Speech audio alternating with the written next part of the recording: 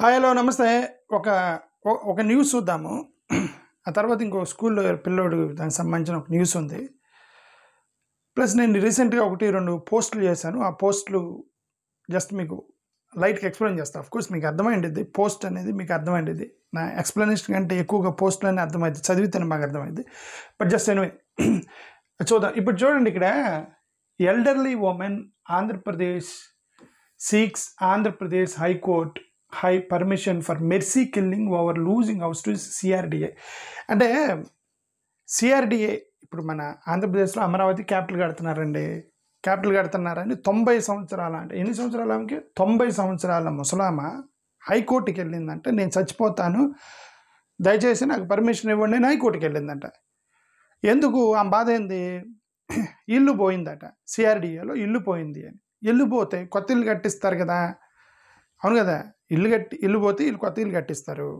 ఆమె ఎందుకు సాటిస్ఫై అవ్వలేదు అంటే, మీరు అర్జెంటుగా తర్వాత కట్టిస్తే ముందు లేచిపోండి అని ఉంటారు ఇక్కడ అని నేను అనలేదు. ఇది దీంట్లో రాశారు ఇక్కడ.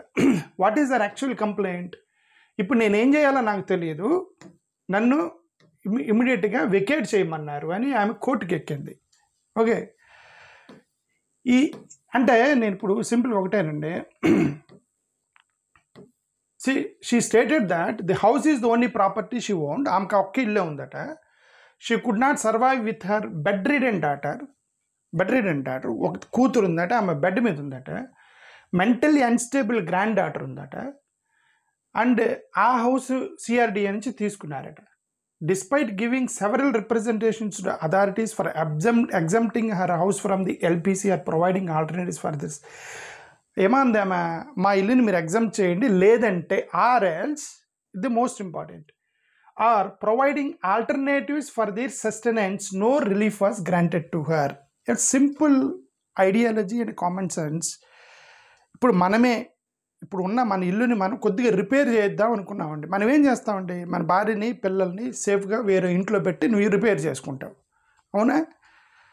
లేదు సార్, మీ ఆఫీస్ ఏముంది, మీ ఆఫీస్ని మీరు రిపేర్లు చేద్దాం అనుకుంటున్నారు, ఆఫీస్ ఫర్నిచరు జాగ్రత్తగా వేరే చోట షిఫ్ట్ చేసి మీరు చేసుకుంటారు.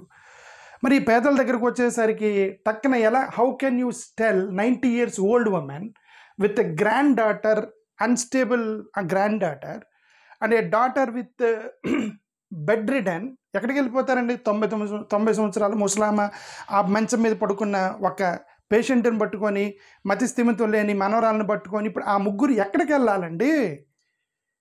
అర్థమవుతుందా? చంద్రబాబు నాయుడు గారు, I don't know, Chandrababu Naidu గారు మరి లోకేష్, మీరు క్యాపిటల్ కట్టండి.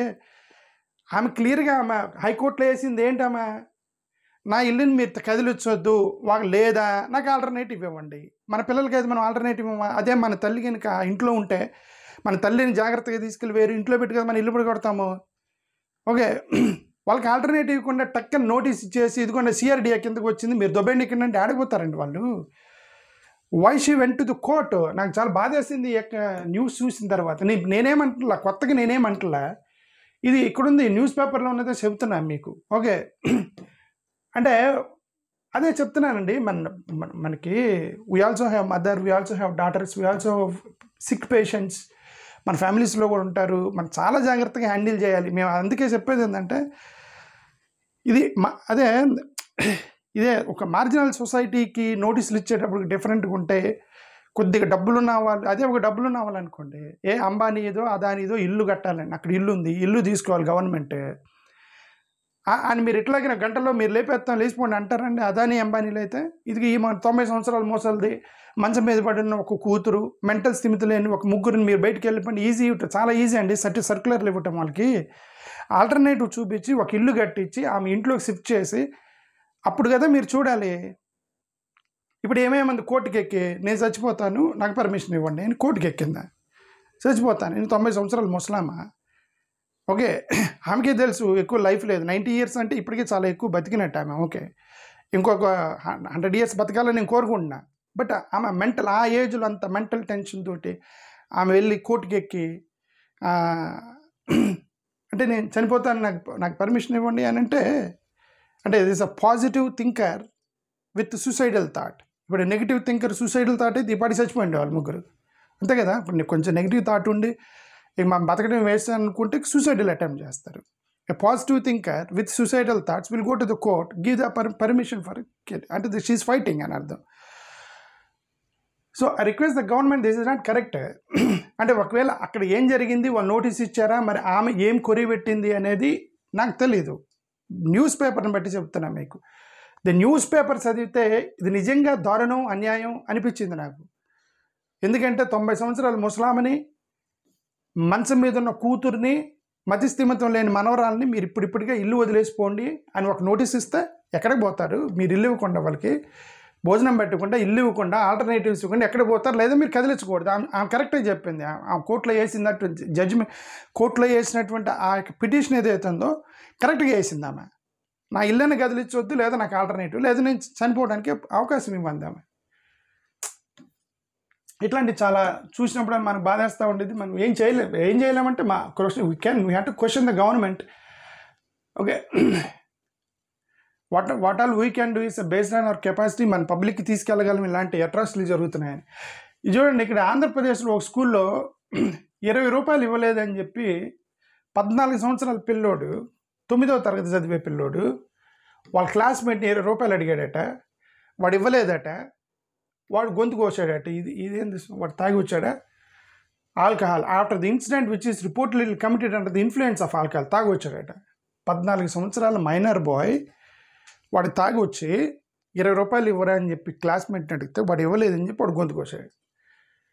చూడండి, thankfully the cut suffered by the other student was not deep and is set to be out of danger. వాడు అదృష్టవశాత్తు వాడు గొంతు మరి డీప్గా దిగలేదట, కొంత లైట్గా దిగింది అనేది ఒక నోటీస్ వచ్చింది. ఫస్ట్ ఆఫ్ ఆల్ ఇక్కడ మైనర్ బాయ్కి మందు అమ్మింది ఎవడు? 14 సంవత్సరాల పిల్లడికి మందు అమ్మింది ఎవడు? వాడు మందు తాగి. పాయింట్ 1. పాయింట్ 2, స్కూల్కి ఎట్ట వచ్చాడు? స్కూల్లో జరిగిందా ఇది? ట్రైబల్ స్పోర్ట్స్ స్కూల్ స్పోర్ట్స్ స్కూల్లో జరిగింది. 9th క్లాస్ చదువుతున్నాడు అక్కడ.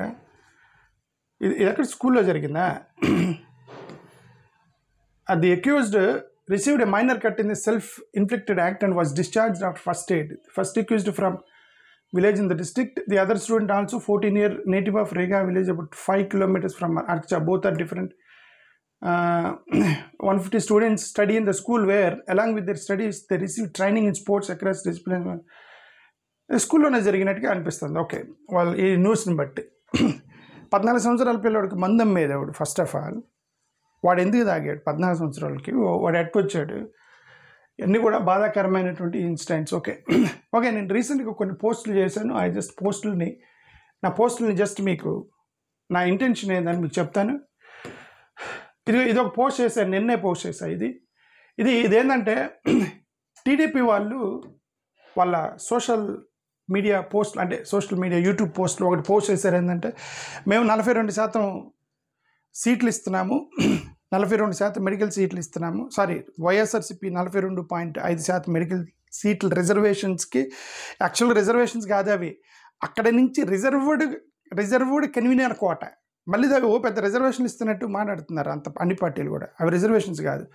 42.5%లో రిజర్వేషన్లు ఇస్తారనమాట. దాంట్లో ఇంక 15% అంటే ఎంత, 6%, 7% రిజర్వేషన్. యాక్చువల్గా గవర్నమెంట్ చెప్పింది ఏంది? రాజ్యాంగం ప్రతి 100 సీట్లకి ఈ మార్జినలైజ్డ్ సొసైటీకి 15 సీట్లు ఇవ్వాలని కదా గవర్నమెంట్ చెప్పింది. That's constitution, right? ఎందుకంటే ఒక 100 మంది ఉన్నారు, 100 మందిలో 15 ఎస్సీలకి ఇవ్వాలి, 27 బీసీలకి ఇవ్వాలి, 7 వీళ్ళకి ఇవ్వాలి. ఇప్పుడు దాన్ని ఎక్కడికి తీసుకువచ్చారు? 40%, 60% నుంచి అసలు రిజర్వేషన్ నుంచి ఎగ్జామ్ చేశారు. ఇంతకన్నా ఘోరం అంటే ఇంకేముంది?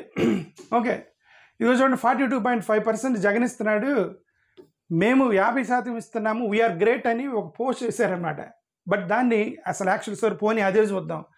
అదే చూస్తే ఇది వైసీపీ ఆల్ ఇండియా కోట 15% ఇచ్చింది, కన్వీనర్ కోట 42.5% ఇచ్చింది. ఆల్ ఇండియా కోటాలు కూడా రిజర్వేషన్స్ ఉన్నాయి. కాకపోతే మన స్టేట్ వాళ్ళు రాడు, వేరే స్టేట్ అయితే వాడు ఎస్సీఓడు బీసీఓడు వాడికి మెరిట్ స్టూడెంటే కదా.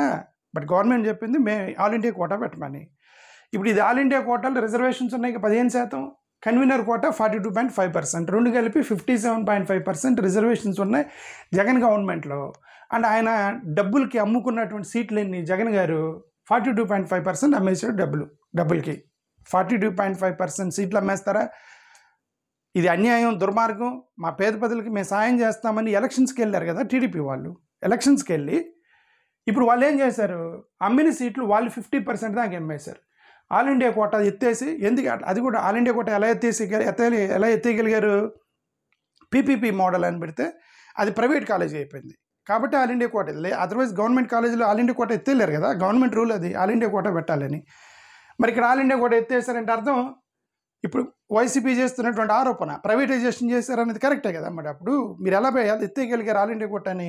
బికాస్ పీపీపీ మోడల్ లెక్కన దాన్ని ప్రైవేట్ కాలేజీకి చూపించి ఎత్తేసారని అర్థం.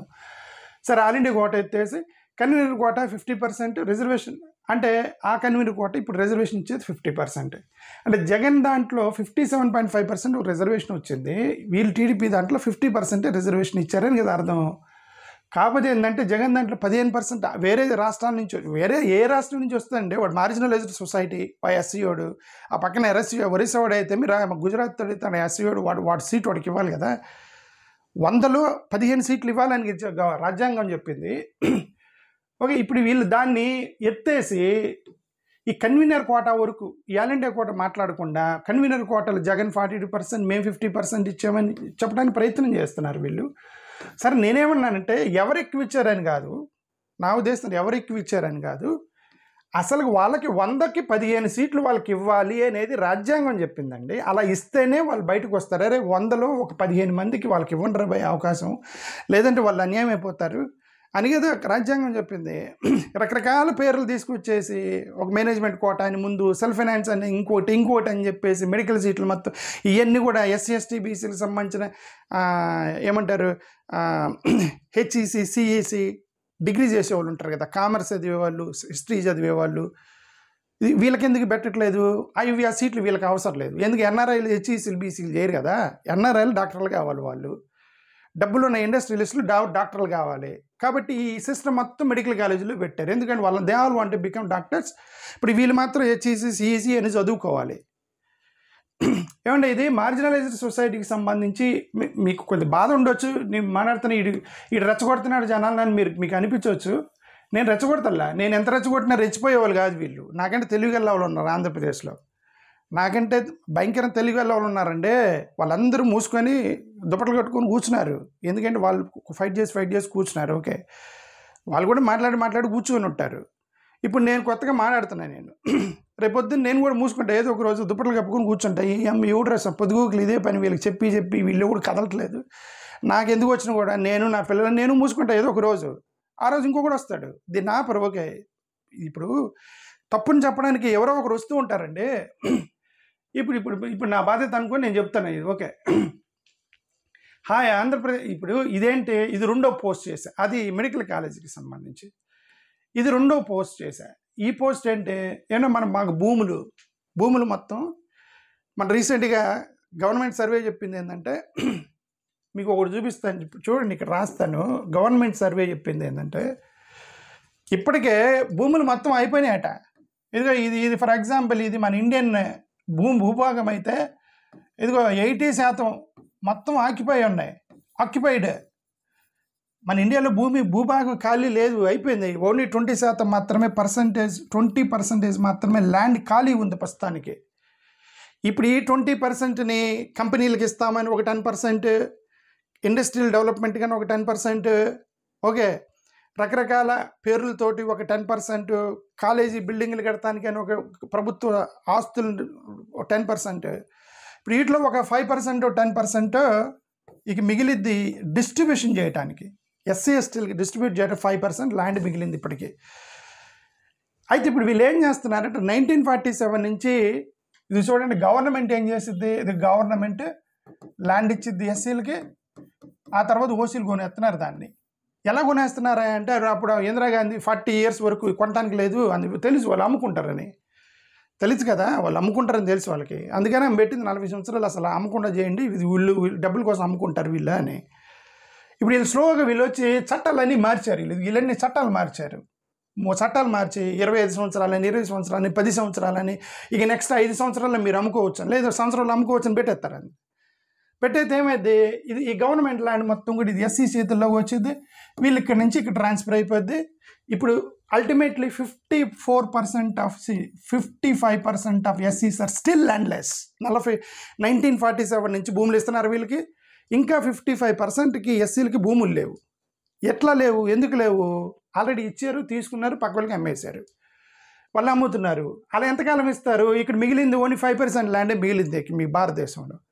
ఈ ల్యాండ్ కనుక ఈ ల్యాండ్ కూడా అయిపోయింది. ఇంకా అయిపోయిన తర్వాత వాళ్ళు మీకు నెల నెల జీతం, అమ్మఒడి, లేదా తల్లికి వందనం ఇట్లాంటి స్కీములు ఇస్తారు తప్ప భూమి ఇవ్వలేరు. భూమి ఉండాలి కదా ఇవ్వాలంటే మీకు.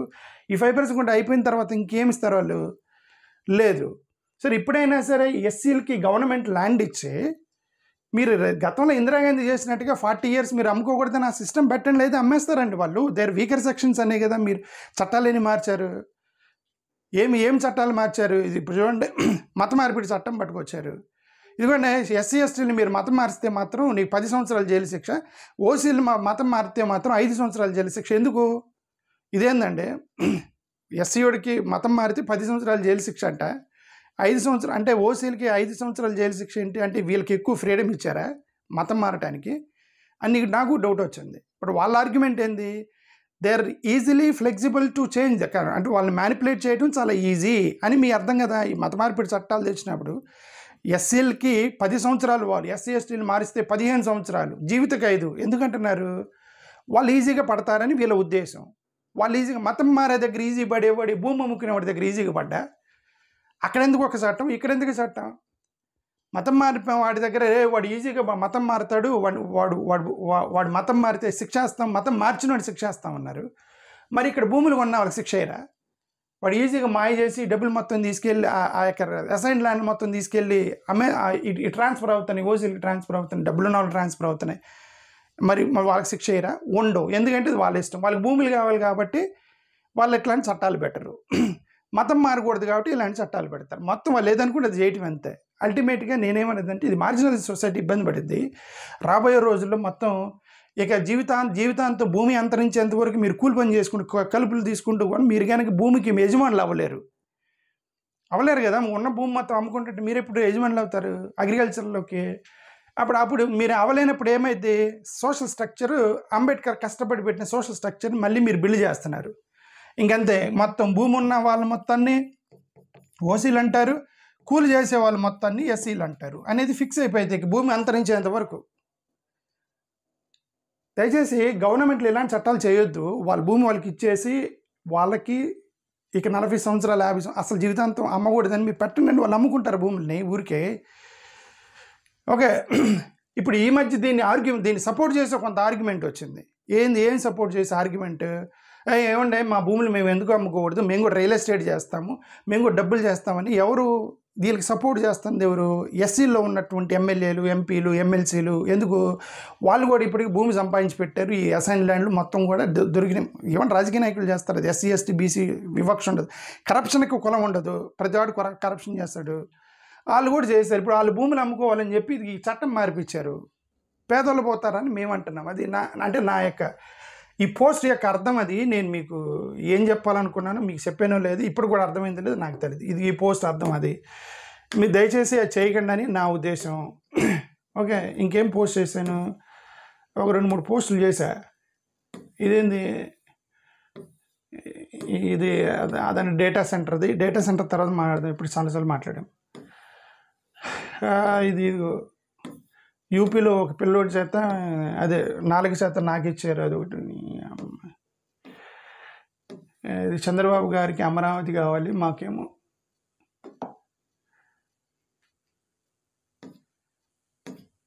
సరేలేండి. 1-2 చాలా పోస్టులు చేశాను. అప్పుడప్పుడు నా పోస్టులు కూడా చెక్ చేస్తూ ఉండండి. నేనేమంటున్నానంటే, అందుకే నేను గతంలో దీపావళి రోజు నేను 5 బాంబులు అని చెప్పి కొన్ని డిమాండ్లు పెట్టా. అదే డిమాండ్లు, ఆ డిమాండ్లు ఇప్పుడు మీరు చదివి ఉంటారు. ఆ ఒక్క పోస్ట్ చూద్దాం. ఓకే, ఏంటి అసలు యాక్చువల్గా నేను what I mean to say. ఆ ఒక్క పోస్ట్, వేర్ ఇస్ దట్? ఇది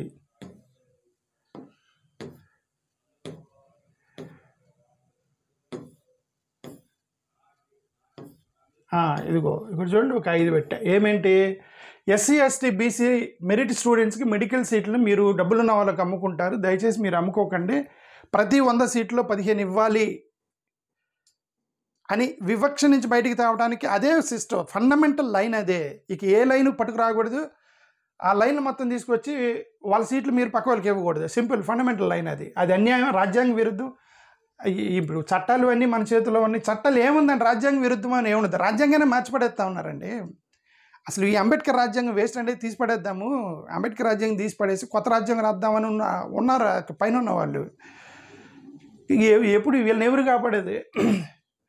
వీఆర్ డైవర్టింగ్ విదేశీ విద్యా స్కీమ్, అదే డైవర్ట్ విదేశీ విద్య చేస్తున్నారో లేదో నాకు తెలీదు. విదేశీ విద్యని లోన్ స్కీమ్గా మారుద్దాము, 4% రిజర్వేషన్స్కి సంబంధించి వడ్డీ మీద అని చెప్పి ఎక్కడో చదివా.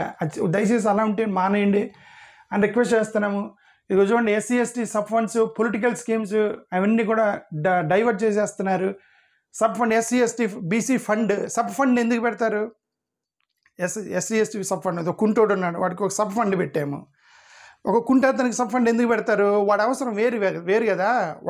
వాడికి ఏం కావాలి? వీల్ చైర్ కావాలి. నువ్వు అమ్మఒడిలో ఈ కుంటోడికి కూడా ఇచ్చాం కాబట్టి ఇక వాడికి ఫండ్ లేదంటే వాడు చైర్ ఎట్టు కొనుక్కోవాలి. సో అది కాదు కదా, ఎస్సీ ఎస్టీ సబ్ ఫండ్ యొక్క పర్పస్ అది కాదు కదా. ఆ కుంటేతనికి నువ్వు ఏదైతే అలాట్ చేసావో అతని అవసరాలు ఖర్చు పెట్టాలి. మీ యొక్క పొలిటికల్ స్కీములకి, అమ్మఒడికి, తల్లికి వందనానికి, పవన్ కళ్యాణ్ స్కీమ్కి ఇవన్నీ పెట్టకూడదండి. అది అది దిస్ వెరీ అన్యాయం. అది మీరు ఇది చాలా అన్యాయం చేస్తున్నారని నాకైతే అనిపిస్తుంది. ఇవన్నీ చూసిన తర్వాత we're slashing reservations in the form of privatisation, PPP అన్నిటి మీద. ఇప్పుడు వైసీపీ వాళ్ళు గొడవ చేస్తున్నారు, మీరు పీపీపీ మోడల్ చేయొద్దని. అవి కరెక్టే, పీపీపీ కొడితే ఏమైద్ది? ప్రైవేటైజేషన్ అయిపోద్ది. ప్రైవేటైజేషన్ అయిపోయింది కాబట్టి వాళ్ళు మెరిట్ ఇది ఎత్తేసారు కదా, all India quota. That is an indication that it already became privatised. Government కాలేజీలో ఆల్ ఇండియా కోటా మ్యాండేటరీ కదా, ప్రైవేటైజేషన్ అయిపోయింది already. Okay, asking students to vacate. అదే గవర్నమెంట్ హాస్టల్స్లో చదువుకునే పిల్లలకి హాస్టల్స్ ఇవ్వట్లేదండి. చదువుకునే పిల్లలకి నువ్వు ఒక పీజీ కంటే నువ్వు తిని పడుకుంటున్నావు అక్కడ, పీజీలు చేస్తా కూర్చోనిండి. చదువుకునేవాడికి వాడు పీజీలు చేస్తా, ఎన్ని పీజీలు అంచండి. విద్యకి ఉన్న వాల్యూ కనీసం we have to respect the education, right? ఆడు చదువుతూ కూర్చున్నాడు అని అంటే వాడికి ఏం పిచ్చా? వాడి కానీ పెళ్ళిళ్ళు చేసుకోకుండా, ఉద్యోగాలు చేసుకోకుండా హాస్టల్లో కూర్చొని చదువుతూ కూర్చోడానికి, వాడు అక్కడ కూర్చొని ఆడు చదువుకుంటా వాడు ఏదో ప్రిపేర్ అవుతున్నావు అంటే యూఆర్ ఫెసిలిటేటింగ్, రైట్? అది ఫెసిలిటేషన్ కదా. అదే ఒక యూనివర్సిటీలో వాడు ఏదో ప్రిపేర్, గ్రూప్ 1కో గ్రూప్ 3కో ప్రిపేర్ అవుతున్నాడు అనుకోండి, అంత అసూ ఎందుకు, దేశం ఎందుకు వాళ్ళ మీద మనకి? అరే భయ్ చదువుకోరు భయ్ నేర్చి. రాజశేఖర రెడ్డి గారు ఉంటే ఇది ఇవన్నీ జరిగాయి కదా నా ఉద్దేశం. ఓకే, ఆయన మైండే వేరు, రాజశేఖర రెడ్డి గారి మైండే వేరు, ఇది ఈ నాయకుల యొక్క మైండే వేరు, డిఫరెంట్గా ఉంది, నాకు అర్థమవుతుంది. Okay, asking students to vacate from university hostels. Okay, threatening schedule caste in the name of alleged religious association to forgo SC certificate. అదే ఇది 98 మెమోది, అదొకటి 98 మెమోది. 2 సంవత్సరాలు కొట్టుకొని నా ప్రాణం పోయింది. ఓకే, 98 మెమోది. ఇదిగో అది ఏంటి 98 మెమోది? ఇది ఒక సర్క్యులర్, ఇది ఎవరు ఒక ప్రిన్సిపల్ సర్క్యులర్ ఇచ్చాడు. మేము ఈ గవర్నమెంట్ వచ్చినాక ఆర్టీఏ వేస్తే ఏమైనా ఉందా ఇంకదంటే, yes it is in force అని ఇచ్చాడు మాకు. వీళ్ళు గవర్నమెంట్ వచ్చినాక, ఎన్డీఏ గవర్నమెంట్ వచ్చినాక. ఏంటంటే అది, ఇది ఎవడన్నా చర్చికి పోతున్నట్టు వెనక నుంచి ఫోటో తీసి వాడు సర్టిఫికేట్ తీసేయచ్చు. ఇంట్లో బొమ్మ పెట్టుకుంటే ఇంట్లో సమంత బొమ్మ, తమన్నా బొమ్మ పెట్టుకుంటే మనం రిలేటివ్స్ అవ్వం కదా, సమంతకి తమన్నాకి రిలేటివ్ అవ్వం కదండి. కానీ ఇక్కడ నువ్వు యేసుక్రీస్తు బొమ్మ పెట్టుకుంటే నువ్వు రిలేటివ్ అయిపోతావు యేసుక్రీస్తుకి. అది వాళ్ళ చట్టం చేసింది. అదే లాజిక్ లెస్ ఇవన్నీ ఉండకూడదు. ఓకే, ఆడికి నచ్చి తీసుకెళ్ళి యేసుక్రీస్తు బొమ్మ పెట్టుకున్నాడు, క్రిస్టియన్ అయిపోతాడా? గతంలో వీళ్ళందరూ జడ్జిలు కూడా చాలా లిబరల్గా ఆలోచించి ఫండమెంటల్ రైట్స్, హ్యూమన్ రైట్స్ యాంగిల్లో ఆలోచించేవాళ్ళు. ఇప్పుడు అలాగే రే ఇది ఫండమెంటల్ రైట్, మనం చెప్పినట్టు చేయాలి. ఎదుగు ఏమన్నా కట్నాలు తీసుకుని పెళ్లి చేసుకుంటారు. నేను మళ్ళీ డిబేట్ అవుతాను, క్లోజ్ చేస్తాను 1 మినిట్లో. కట్నాలు తీసుకుని పెళ్లి చేసుకుంటారు చాలామంది. కట్నాలు తీసుకుని పెళ్లి చేసుకుంటారు. వాడు మనసులో ఏముంటుంది? కట్నం ఇస్తున్నాడు కాబట్టి చేసుకుంటాడు, కారు ఇస్తున్నాడు కాబట్టి చేసుకుంటాడు, లేదంటే ఏదో దేనికోసం వాడు చేసుకుంటాడు. అది బయటికి చెప్పడు కదా. అది ఎందుకు చేసుకున్నావు ఈ పిల్లంటే, ఒక కారు ఇచ్చారు, కట్నం ఇచ్చారు, ₹1 కోటి ఇచ్చారు, లేదంటే అమ్మాయి ఏమంటారు, అమ్మాయి బాగా సంపాదిస్తుంది, అన్నీ మనసులో పెట్టుకొని వాడు బయటికి చెప్పేది ఏంది? అమ్మాయి బుద్ధిమంతురాలు, నాకు నచ్చిందని చెప్తాడు. దాన్ని నువ్వు నిరూపించలేవు. ఇప్పుడు ఇలాగ వీళ్ళందరూ ఏమంటారు, రిజర్వేషన్ల కోసం వీళ్ళందరూ హిందువులుగా కొనసాగుతున్నారని నువ్వు అంటున్నావు. అది నువ్వు ఎలా నిరూపిస్తావు? వాడు మనసులో అనుకొని ఉండొచ్చు, ఇదిగా నేను రిజర్వేషన్ కోసమే హిందువుగా కొనసాగుతున్నా. నువ్వు బయటికి వాడు బయటికి చెప్పడు, నువ్వు ఎలా చెప్తావు, ఎలా నిరూపిస్తావు దాన్ని? కట్నం తీసుకున్నవాడు ఎందుకు చేసుకుంటున్నాడు నువ్వు నిరూపించలేవు, ఇది లోపల ఉన్న దాన్ని నిరూపించు. అందుకని చట్టాలు ఏం చేశాయంటే ఇది లోపల ఏమనుకునే దానికి శిక్షలు లేవు. ఫిజికల్గా కొడితే హామ్ చేస్తే వాటికి శిక్షలు ఉన్నాయి. ఇప్పుడు ఈ యొక్క కోర్టు జడ్జిమెంట్లు కూడా ఏమొస్తున్నాయంటే, నువ్వు చర్చికి వెళ్తున్నావు అంటే మరి నువ్వు మతం మారినట్టేగా, కాబట్టి వాడు పీకేంట్రీ ఇటు రిజర్వేషన్ల కోసమే కొనసాగుతున్నాడు అని చెప్పి కోర్టు జడ్జిల యొక్క ఆర్గ్యుమెంట్లు కూడా మార్చేశారండి. నేరేషన్ మొత్తం మారిపోయింది మొత్తం. అది ఇదంతా కూడా హ్యూమన్ రైట్స్కి వ్యతిరేకం ఇదంతా. ఎవడైనా నిజంగా మతం మారితే వాడు వచ్చి చెప్తాడు, ఏమండే నేను హిందూగా ఉండటం ఇష్టం లేదు, నీ క్రైస్తవునిగా మారుతున్నాను, వాడు డిక్లరేషన్ ఇచ్చి మీ ఎంఆర్ఓ ఆఫీస్లో ఇచ్చినప్పుడు అడిగి బీసీసీ ఇచ్చేయాలి, అంతే సింపుల్గా, సింపుల్ ఫండమెంటల్. ఆడు అడుగుతున్నాడు కాబట్టి నువ్వు ఇచ్చేయాలి. నీకు రైట్ లేదు అని ఫోర్స్ చేసేది అంటున్నాను నేను. అది సరే. ఎనివే ఈ 6 డిమాండ్లు పెట్టాము. ఇప్పుడు ల్యాండ్ది 7 డిమాండ్లు పెడుతున్నాము. దయచేసి గవర్నమెంట్ ఈ 7 కూడా మాకు రిలీఫ్ ఇవ్వండి, ఈ యొక్క మార్జినలైజ్డ్ సొసైటీని కాపాడండి అని చెప్పదలుచుకుంది. థ్యాంక్ యూ, నమస్కారం.